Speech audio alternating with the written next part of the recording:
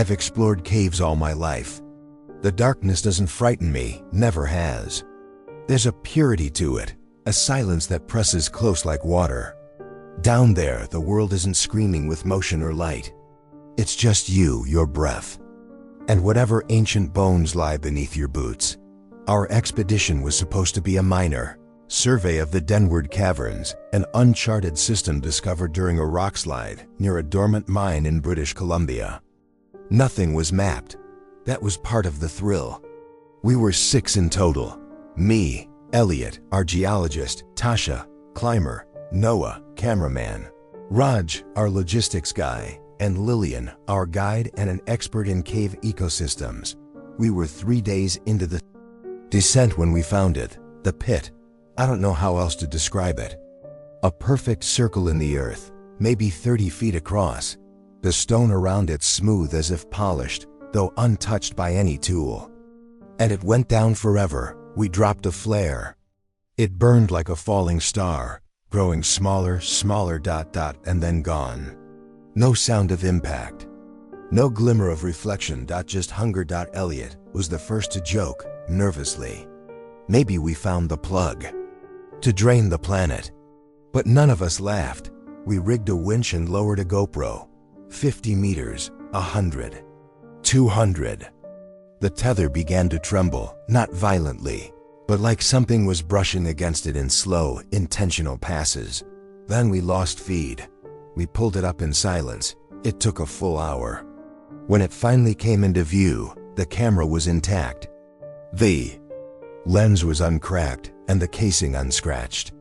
But the feed was dead. Noah, frustrated, slotted the SD card into his tablet.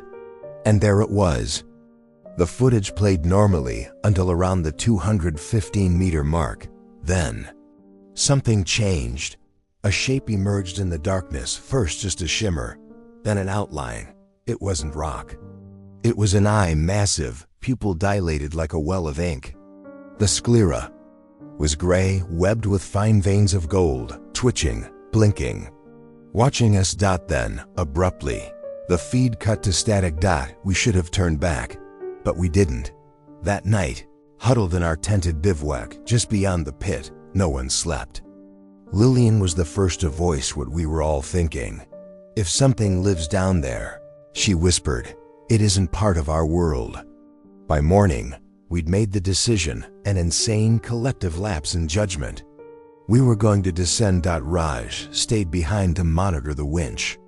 The rest of us were lowered down one by one, slowly, carefully. The walls were damp, but not from water. They felt alive, warm, breathing. I was the last one down. When my boots finally touched what we thought would be the floor, I looked up. Saw the hole above us shrink to a pinprick of light. Then darkness swallowed it. The ground beneath us wasn't stone. It was soft, sponge-like, pale with shifting veins beneath its surface.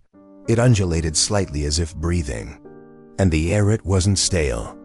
It was warm, wet, and carried the faint scent of something sweetly rotten. We moved forward. Noah filmed everything. The deeper we ventured, the more twisted the passage became. Strange nodules jutted from the walls, some shriveled, some throbbing like infected glands. Elliot murmured about geology, but even he was losing confidence. This wasn't rock. This was something else. Tasha screamed when she touched the wall, and it retracted slightly like a muscle tightening under pressure. A tremor ran through the floor, and for a moment, the walls pulsed with dull light. Bioluminescence, maybe. Or something akin to a nervous system reacting to pain. We're inside it, Lillian said. This whole place. It's alive. After hours of trekking, we reached what could only be called a chamber. A dome-shaped cavity the size of a cathedral. At its center, a stone altar. Real stone this time, ancient and worn. Carved into its surface were glyph spirals and concentric circles, interlocked eyes and jagged shapes that hurt to look at. And bones. Hundreds of bones. Human, maybe. Arranged in patterns that formed constellations. This is older than anything I've ever seen, Elliot muttered. running his fingers along the altar. This predates human civilization. Noah panned his camera across the glyphs. That's when the lights flickered, our headlamps, the camera, even our backup LEDs. Something electromagnetic, perhaps. Or perhaps it was responding. Then we heard it, a low hum, vibrating through the chamber, like a voice too deep to be heard properly. We didn't understand the words, but we felt them, in our bones. In our dreams, when sleep came in short, suffocating gasps. It was calling something, or calling to something. Elliot disappeared first. He wandered off to examine a fissure along the chamber's side and never came back. We found his gear, his helmet, backpack, and headlamp all stacked neatly on a mound of bone, like an offering. No blood, no signs of a struggle, just absence. Then Tasha began to change. She stared at the walls for hours, whispering things we couldn't understand. Her pupils dilated until there was barely any color left. She muttered about the hollow god and the heartbeat beneath the crust. When we tried to bring her back to camp, she bit Lillian hard enough to draw blood. That night, Tasha vanished too. All we found was a smear of saliva and teeth marks on the cavern wall, as if she'd entered it. We pressed on. We had no choice. The tunnel beyond the altar led deeper, wider, until we reached a vertical shaft lined with what appeared to be rib-like structures. We rappelled down into what felt like a stomach, except it wasn't digesting anything. It was creating something, piles of flesh, incomplete bodies, mockeries of life. Human-shaped things that twitched without eyes, mouths gasping open and closed like fish out of water. Noah filmed in silence, tears streaking his face. "This is where it builds them," Lillian said flatly. "It sees us, it learns, then it imitates." We backed away slowly. One of the things raised its head, sensing us. It opened its mouth and screamed, not a sound, but a silence so complete it stabbed the eardrums. Then came movement.